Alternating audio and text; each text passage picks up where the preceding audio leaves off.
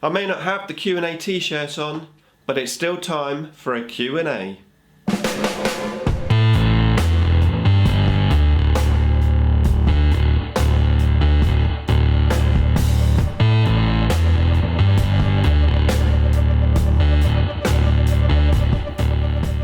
Nick speaking, and welcome to this video. Right time for another Q&A where I answer your questions that you posted on the previous Q&A video. So if you'd like me to answer your question in the next one, then pop your question down in the comments box below. So a good set of questions here, really looking forward to answering them. So let's have a quick sip of coffee and we get cracking. Okay, so the first question is from Scrag Guard, and he says, if you could choose one of Games Workshop's old games to bring back, which one would you bring back? There's two games that intrigue me from the old days as such. One is Battlefleet Gothic, mainly because I have an Eldar fleet, and although I have played a few games with the old rules, it'd be pretty cool to have some maybe more streamlined, sort of updated rules for that. And also I think that Battlefleet Gothic is really good for 40k in general anyway, because I think it's a good dimension to add to your games, maybe for sort of narrative campaigns and stuff, where you can sort of fight your games in space first, and then you can sort of maybe make the result of whatever happens in space transpire down onto the planet and then play like a game on the planet. So I think it's a good addition all round to the hobby stroke, to 40k gaming. So I think Battlefleet Gothic would be pretty cool to bring back. I do also have sort of a soft spot as such for 6mm. Now I don't own any 6mm, but I do one day hope to at least have just a few little models just to have and to own and to paint up probably. So I mean, Games Workshop, they call it Epic, don't they, I believe.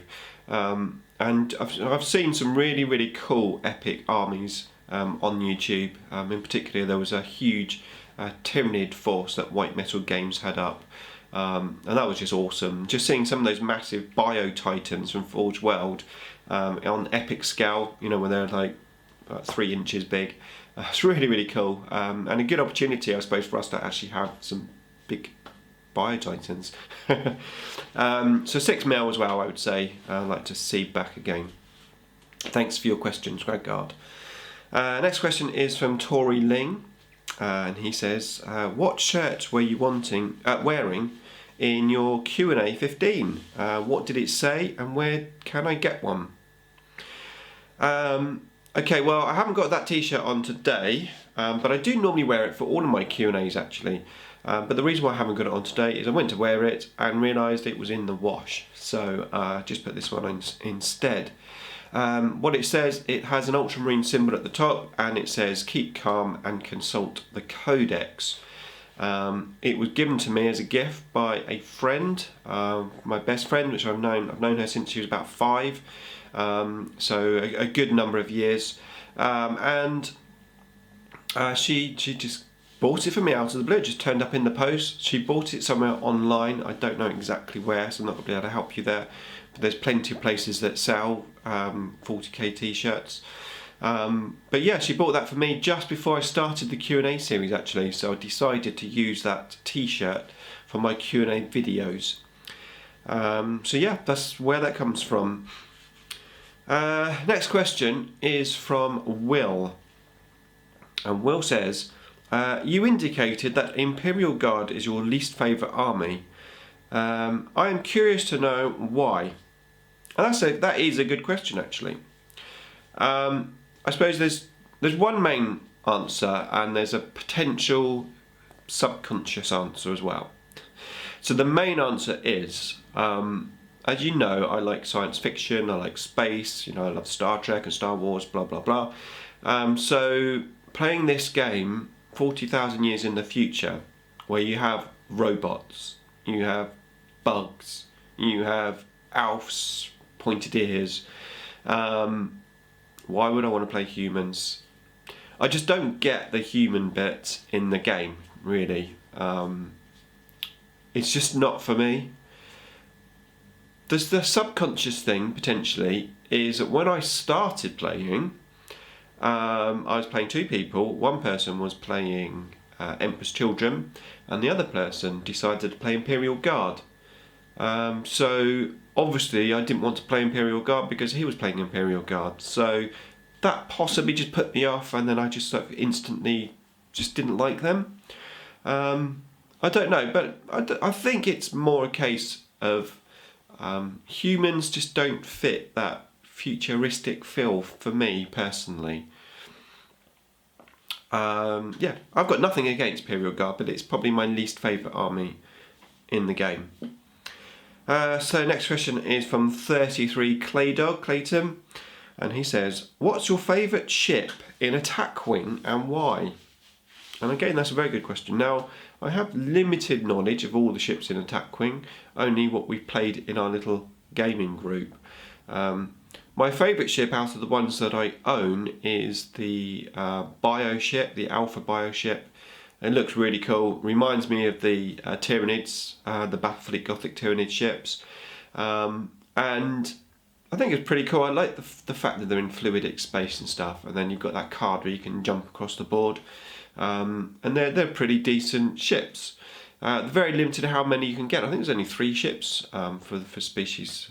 That species, but yeah, I forgot species 8572, 8573.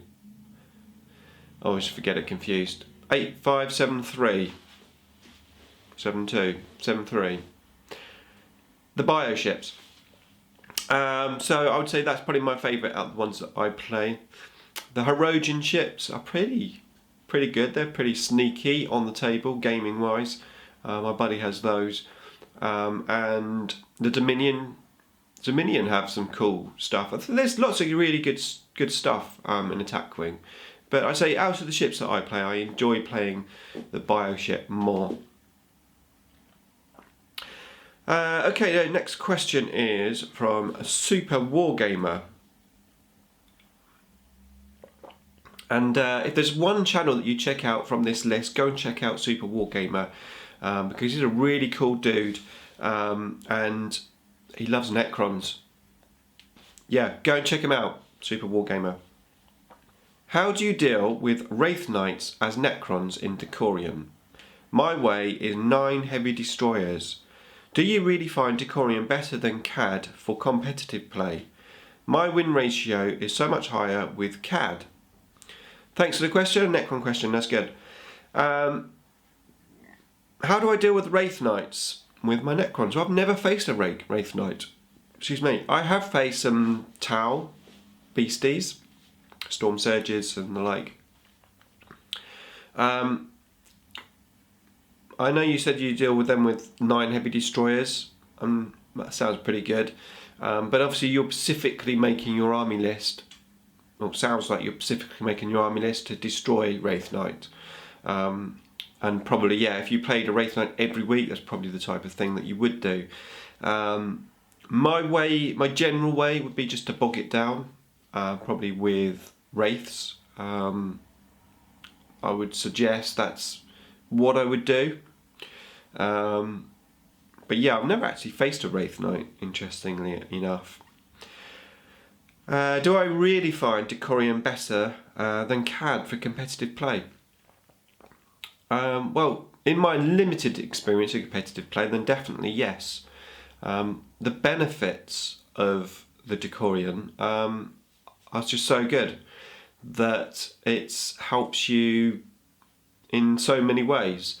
Now, having said that, the disadvantage that I can easily see is that it makes your army quite predictable, because there's only a limited amount of choices of units and there's play styles that you could have.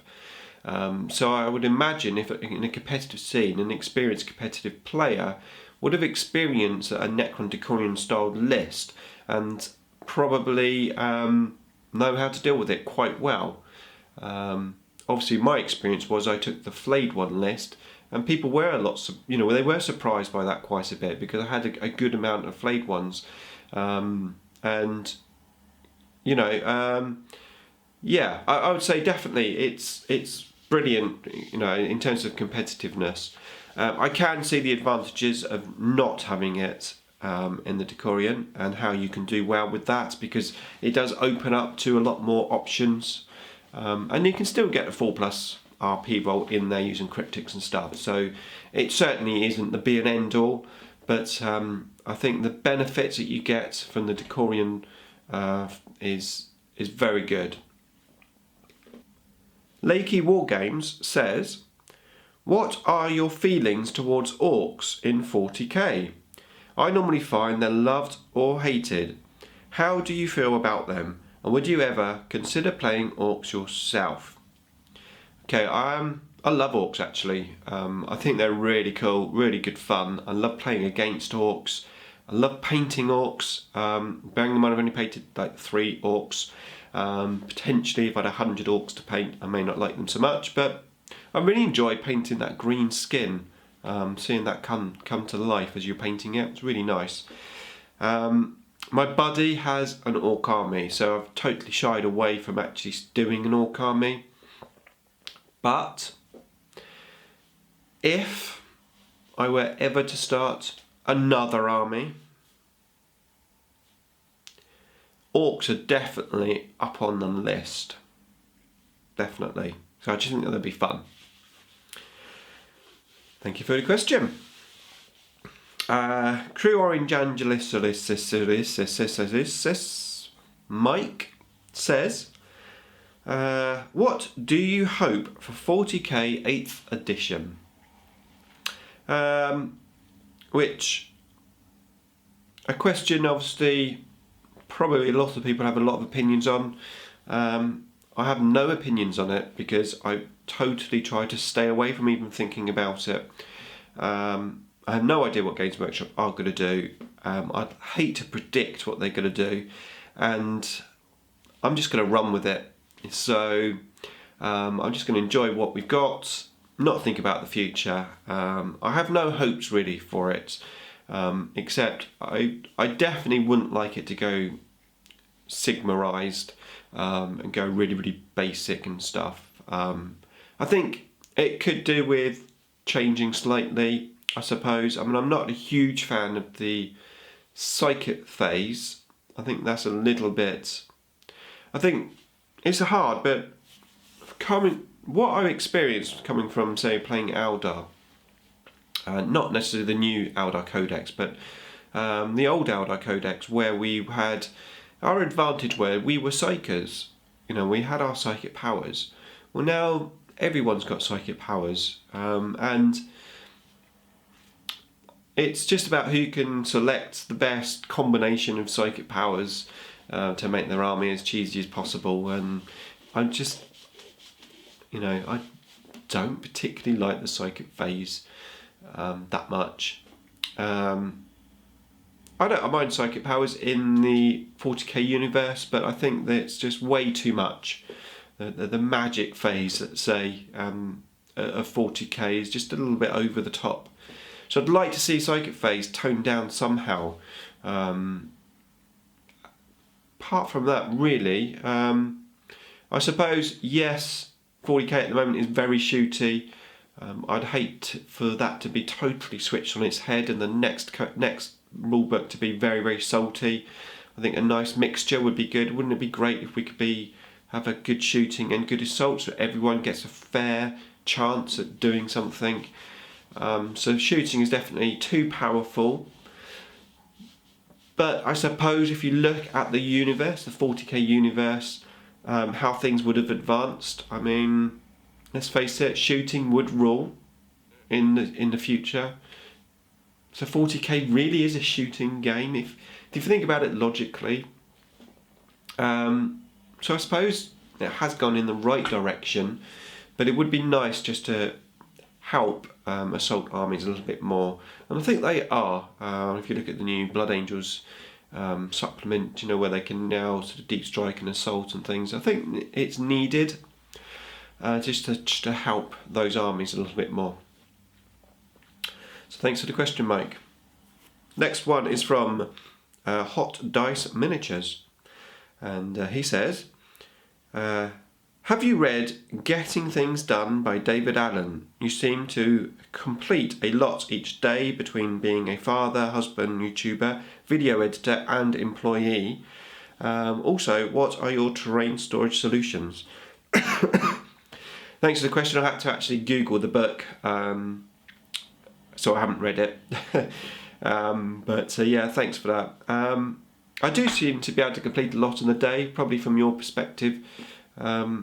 The truth is I do everything on my days off. I have the house to myself, so twice a week I do all of my videos and all of my painting and everything pretty much in those 2 days. I do a touch of painting on a Sunday morning before I go to work, about an hour and a half, but primarily everything's done on my 2 days off, so there's a lot of planning done.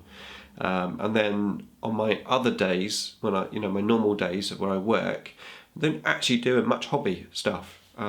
So it may seem like I'm doing a lot every day, but in reality I'm doing a lot on 2 days. Right, what's the second part? What are your terrain storage solutions? Okay, I have a cupboard for my clothes. There's not many clothes in there. At the top of my cupboard there's like a big shelf where you're supposed to put like towels and stuff. Well, on the top of that shelf I have all of my buildings. I've got 6 buildings and they're all on there. And then at the bottom of the cupboard I've got like a shoe rack area. Well, in there I've got basically some big boxes that I put my terrain carefully packed in. And I've got 2 boxes, one for my Necron terrain, one for my Cities of Death, like additional bits of terrain, like some of the craters and stuff. And then that's like a built-in cupboard. And then on my daughter's wardrobe, I've got a few pieces of terrain on top of that as well, some of my buildings and stuff, like my Necron buildings. So that's my solution, basically a box and a cupboard. Next question is from HeresyProducktionz, and he says, you should look into the Black Crusade as something to bring different bands together for your Chaos Army. I don't remember, but Emperor's Children may or may not have joined in. Yeah, thanks for that. You're the second person to say about that Black Crusade. Sounds like it could be a good option for when I do my Chaos Army. Question is, have you ever thought about playing older editions of 40k? If so, which editions would you choose? Absolutely. Not only have I thought about playing old editions of 40k, I've done it. I do it. I played some 4th edition missions with my son, the raid missions, and I can't remember what they're called now because they've got different names. The assault, is it Battle Blitz? Loads of different missions. 4th edition missions, absolutely love them. Not necessarily the standard 6 missions at the front of the rulebook, but at the back where you had all those additional missions. Yeah, I really enjoyed those. And indeed, so definitely when we play like a 3 or 4-way game, we get those old missions out as well, because the rescue mission's perfect for 3 and 4-way games. There's the battle at the camp, that's a 3-way mission specifically designed from Games Workshop as a 3-way game. So definitely I really enjoy those old missions quite a lot. So yeah, and 4th edition. Next one is from Kiblams. Have you ever played one of the 40k based board games? I haven't. I've never played a 40k board game.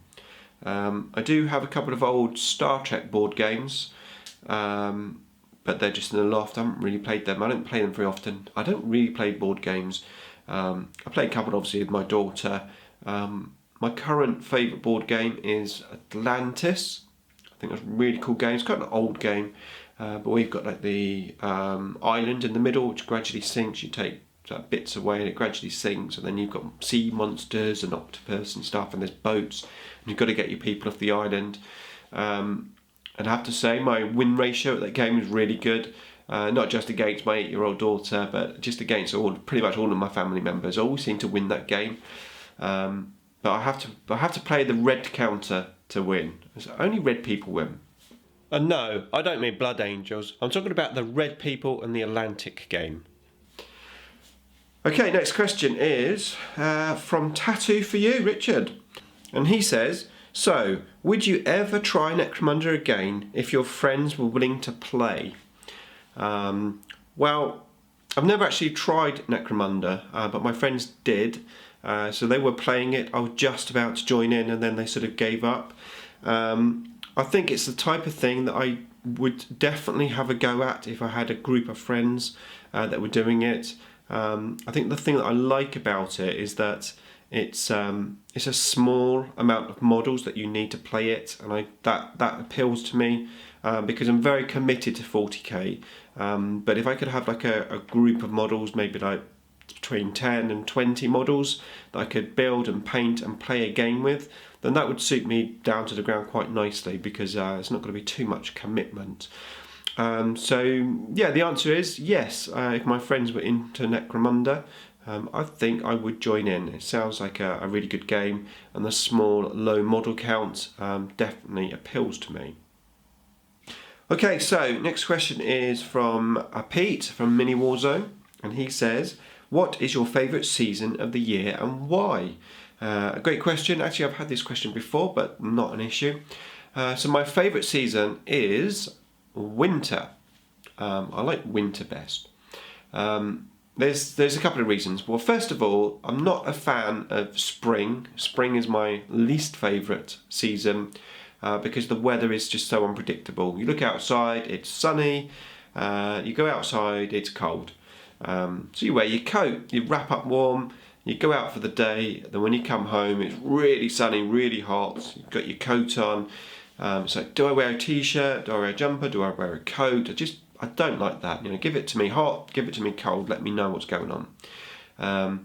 Autumn, not quite so bad, but as spring, but it's still a bit of a pain season. I do like the summer. Don't get me wrong. It's nice having a nice sunny day. You know, be able to wear t-shirt and shorts and stuff all the time. That's great. But what I find with the summer is it takes more of my hobby time up, because you've got other things to do that you know, the sun's out, let's go out, and then let's do this, let's mow the lawn, do the gardening, the grass grows so quick, so it takes up more hobby time. I do like the summer for priming my models though. But yeah, winter, good thing about winter is you haven't got the sun glaring in the window, spoiling your painting, you know, trying to paint and there's sun glaring everywhere, and you know, there's less reasons to go out, there's more reasons to stay in because it's cold and horrible and wet outside, so you can stay in and do more hobby stuff. So I'm going to say the winter. Next question is from DZ Sabre, and he says, do you have any special or custom dice you have collected? Apart from 40k related things, what do you like to do for fun?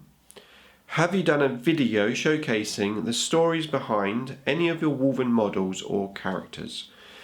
Thank you. 3 questions. I'll answer the last question first. I don't actually have any real stories behind my woven or characters apart from what was in the Eye of Terror Codex. I think I have a video showcasing all of my army that I made. It's like in 2 parts. That was back in the time when you couldn't go over 10 minutes on YouTube videos. That's in the archives. I think it's just called 13th Company Space Wolves. I'll try and link those videos up if I can. But that's probably about it. It's quite an old video. It's not particularly good quality. And you can see my wife's feet wiggling around in the background. So that's that question done. And the other ones, where are we? Do you have any custom or special dice that I've collected? Well, I've got the Tyranid dice, which was given to me by E-TRON. E-TRON, where are you actually? I haven't seen any videos from you for ages. Yeah, so I've got those. And then I've got a few... I bought some dice for my armies, which I thought would be really cool. I've got these fantastic yellow and black, like marble dice for my Tyranids. And in the same sort of vein, I've got some really, really nice purple and white marble dice for my owl die. They're really, really cool dice. They look fantastic. But they're just not practical to play because it's really difficult to see the numbers. It's difficult for me to see the numbers when I'm rolling on this side of the table, let alone my opponent on the other side of the table. So I don't use them. I stick to plain coloured dice. I'd love to have really fancy dice, but in reality it doesn't really work. Dice obviously with a logo on the number 6 is cool, and one day I do want to have an IDICBeer dice. That'd be really cool. But logos, they've got to be on a 6. I mean, those Tyranid dice that I've got, they're really cool. The logo's on the 1. Why would you do that? Why would you put the logo on the 1? I don't get that. You want to see your logo because you've rolled good. You don't want to see your logo because you've rolled bad. So I don't get that. Your next question is, apart from 40k related things, what do you like to do for fun? Well, my other hobby is snooker. So I love playing snooker. I play in a league. I currently only play once a week. I used to play a lot more when I was younger, but once a week now. I enjoy it. It's a good night out. Get a few frames in, see a few of my friends. So that's one thing that I certainly like to do. And then I enjoy movies.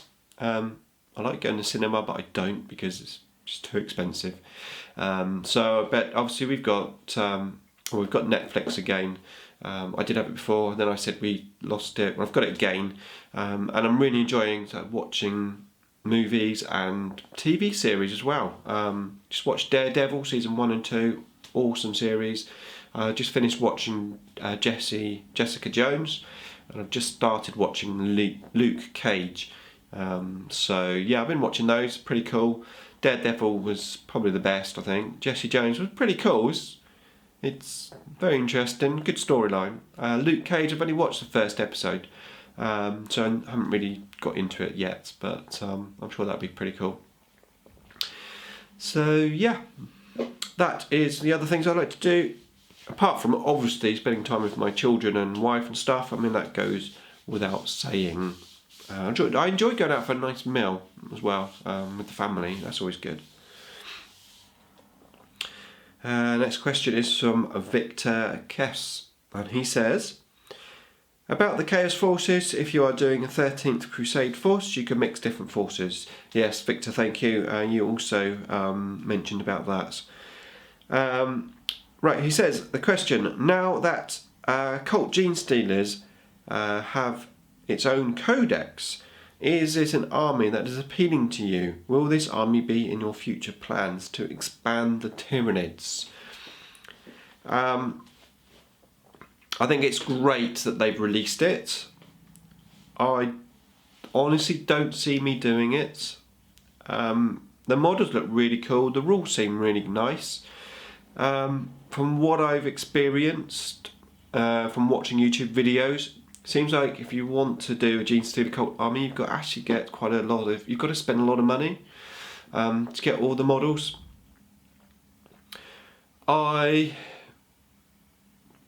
One day I might just proxy my Genestealers and try it out and have a go, just for fun. But I don't think I plan on investing in the army. I quite like my Genestealers. There's a part of me that says it's Imperial Guard, which I don't particularly like. So I think it's great they've released it, but it's not really for me. So I don't think you're going to see Genestealer Cults on my channel, to be fair. And as I already said, if I do another army, it's probably going to be Orks. So yeah, thanks for the question, Victor.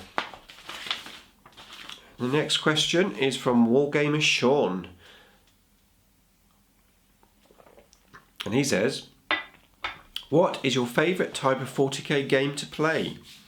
Large or small, fluffy or competitive, favourite opponent? Cheers. Thanks for the question, good question. My favourite type of games to play, large or small? I would say large, but not too large. I like the 2K games. I find writing lists for 2K is really good fun because you're not limited. You can, if I want to take X amount of so and so, I can. Pretty much you can always get what you want in your army for 2K, which is always good fun and not to be restricted. Having said that, I do also enjoy anything from 1500 points to 2K. So, 1500, 1750, 1850, 1800, all those combinations are all good. I would say as soon as you drop down from 2K, usually 1850-ish downwards, you have to make a few harder choices, and at 1500 points that is a lot more difficult to get all of the toys that you want. So I'd say 2K is probably my ultimate size point game. But yeah, between 1500 and 2K, I enjoy playing 1000 points and 1200 points for little friendly games, 4-way games, 3-way games. I definitely think that's got a good side of the hobby. 500 points, I enjoy playing 500 points when I've got a new army. I think it's good to just try a few units out and stuff. But it's not my most favourite thing. And I haven't really played kill points, 200 point kill point game. From what I've seen, that looks quite good fun. But I do prefer the bigger games. Fluffy or competitive. One of my lights has gone out still, the other one's there. Fluffy or competitive. I prefer competitive, I have to admit. I enjoy the list making and I enjoy the competitive side. I'm a competitive person. I don't play many competitive games because I'm not in that gaming group where everyone is super competitive. But I think ultimately I enjoy that competitive side. Not too competitive. Sometimes it can get a little bit ridiculous where you turn up and it's like, yeah, I haven't got a chance. So I'd say a good, friendly, competitive game is what I enjoy the most. Favourite opponent? I suppose it's got to be Aceface because he's everything that I haven't done in the past, if you get me. So I've always just done basement gaming, and Aceface has introduced me to the competitive side of things, and I really enjoy playing him, testing my skills against a very good tournament player. So I'd say Aceface is probably my most favourite opponent to play that I've played so far. Not putting anyone else down because I've enjoyed all the other games. Obviously I've played Warwick, that was an awesome game. Dom from Black Toe Studios, awesome game. And of course Scrag Guard, played him with his awesome Star Wars army. Check it out if you haven't already. And of course the tabletop Banter boys. So we've had some great games as well. But I think Aceface, I really enjoy playing Aceface because I enjoy outwitting him with my army list, etc. Yeah, we've had a lot of fun in the few games that we've played. We are going to be playing some more games, keep an eye out for that. Okay, 2 questions left. One is quite a long one, from Frost and Fists. He says, my first one is a replicated question that I'm asking for others because I'm really interested what my friends have to say. My question for this time is, what lore versus tabletop regrets do you have? For example, the Space Wolves leave Fenrisian mortals in the Stone Age because the skills and heartiness ingrained in them as Vikings makes for great warriors when they become Space Marines. As mortal Vikings, spears are a huge part of their culture.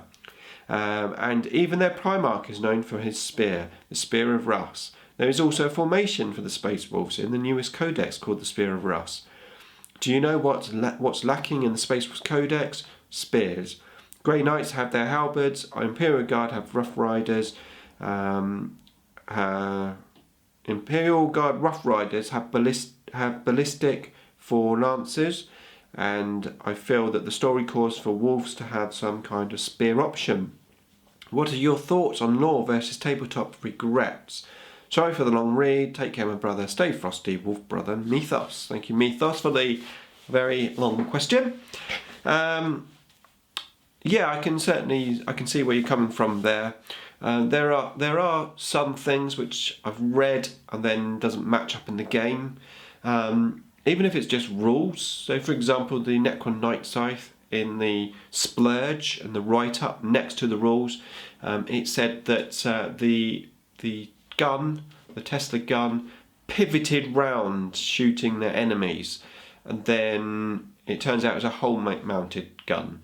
You know, so there are some things which just don't match up, but I suppose that's life, and it's also where you've got a writer writing the fluff probably 18 months before the rules actually are made for it and stuff, so there's bound to be some discrepancies.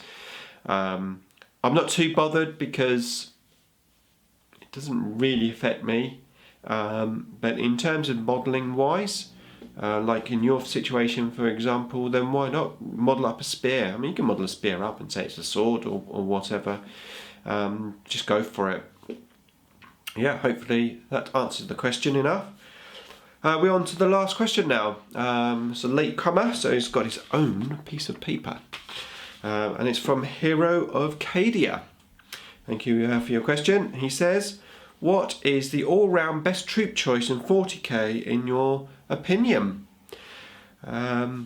So, my instant thoughts, and from what I know of all the different armies, I'm just going to go straight in and say the Necron Warrior, because I think it is a great unit. Now, there are some things it's not very good at, but if you look at what it is good at, I mean, you can buy 10 warriors for 130 points, pretty cheap. They are strength 4, toughness 4, weapon skill 4, ballistic skill 4, a 4+ save, but they've got RP. Worst case scenario, a 5+ RP roll. Best case scenario would be a 4+ RP roll if you're in the Decorion, or maybe if you stick a cryptic in with them, etc. So they're pretty survivable. They have a gun. It's only strength 4, but that gun can glance anything in the game on a 6, and it can wound any toughness thing in the game on a 6. That's a pretty decent gun. It's also AP 5, so not too bad. 24 inches, rapid fire.